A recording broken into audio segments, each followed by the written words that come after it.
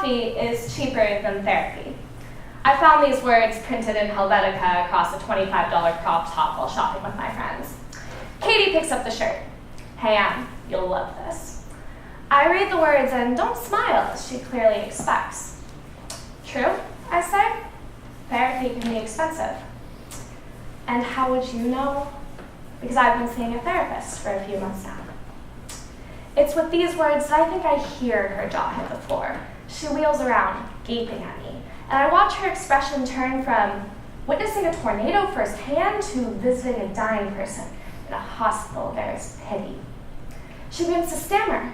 Ellie, what happened? Why didn't you tell me? Are you going to be okay?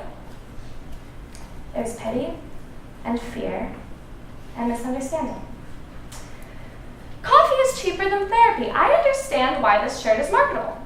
The perfect gift for that sort of kind of friend in the Secret Santa drawing you were hoping not to get, but you know that she's about a size medium and talks about craving her afternoon coffee at 11 a.m. You could wear it to signify a particularly shitty morning. I mean, it's relatable. It screams, my life sucks, your life sucks, doesn't life suck, but doesn't our psychological dependency on this chemical substance in a cup make life suck a little less. Coffee is cheaper than therapy. Oh, rest assured, I have nothing against coffee. In fact, I fit your coffee addict demographic. 3 cups a day, standard. Okay, but first coffee is my mantra. I've probably spent a semester's worth of college tuition at Phil's. I am on a first-name barista basis with not 1, not 2, but 3 Berkeley cafes, and I would not be surprised if Walgreens started calling me when it was time to refill my K-Cup prescription.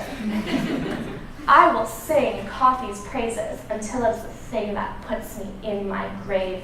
It is therapeutic. It is not therapy. Because I love coffee. I do not love therapy. I did not love asking my parents to drive me 30 minutes to my sessions because their stress case senior in high school failed the California driver's exam twice. I did not love missing ceramics twice a month, where all the other kids are on cups and bowls, but I can't make a 5-inch cylinder because the clay spirals out of my frustrated hands and off the wheel like my thoughts tend to every time something goes wrong. I go from bad artist to bad student to bad daughter to bad person faster than it takes me to finish a latte. But when the spiral hits, I do not go grab a latte. When I look at photos of myself smiling and have no idea who that girl is, because I can't imagine a time when I would have smiled, I don't run to my Keurig. And when my thoughts spiral to picturing the faces of my loved ones at my funeral, you will not find me at Starbucks. You might find me on the cappuccino-colored hardwood floors of my bedroom, wondering why anyone would drink coffee. It gives you energy. What's the point of energy? Most days, you'll hear me scream to the high heavens, I need coffee. On a day like that, I only whisper, maybe I need therapy. But coffee is cheaper than therapy, right? A shirt tells me I'm overreacting. It laughs nervously in my face. Oh, slow down there. All you're feeling can be fixed. Why go through the struggle? Why spend the money? Have you tried Pete's new cold brew? Ask for a pump of vanilla in that soy latte. That'll lift your spirits. It is a fact coffee is cheaper than therapy. Please understand. The reasons I went to therapy cannot be fixed with coffee. It's not that simple. Please understand. It's not that simple.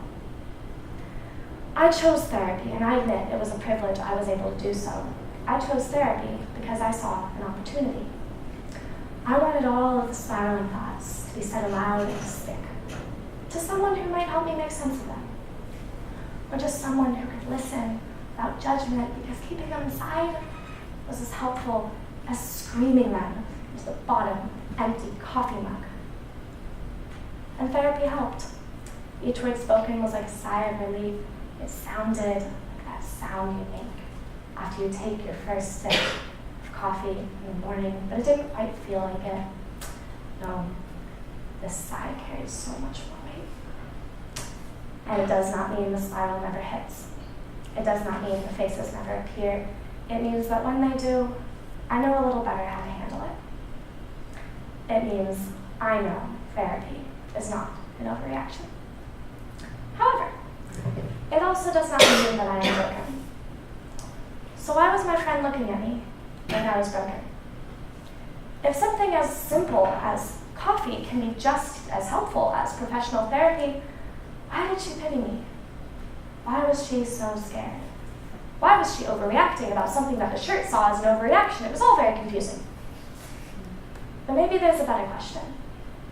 Why can't therapy fall somewhere in between coffee and catastrophe? Because while it is a fact, coffee is cheaper than therapy, if you are ever struggling or just want to learn more, let's go get a cup of coffee, and I would be more than happy to talk to you about therapy.